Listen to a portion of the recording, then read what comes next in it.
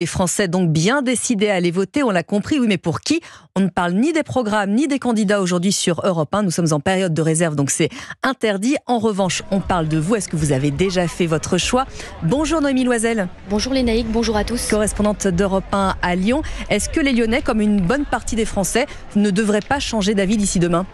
Oui, comme la plupart des Français ici sur le marché, la majorité des Lyonnais savent pour quel candidat ils voteront demain, comme Pierre, ce retraité de 75 ans. Moi, c'est très clair. Ma décision, elle date depuis toujours, de la personne qui me représente correspond à mes valeurs. Mais d'autres habitants comme Aurore, cette juriste de 29 ans, ne votera pas de bon cœur, mais plutôt par dépit. J'irai voter, mais je ne suis pas totalement convaincue par les différents partis. Il y a un petit peu l'impression de ne pas vraiment être représentée par rapport à la réalité du quotidien des Français. Comme Aurore, Brice, commercial de 44 ans, ne se retrouve dans aucun programme politique, alors il ne sait pas vers quel parti se tourner.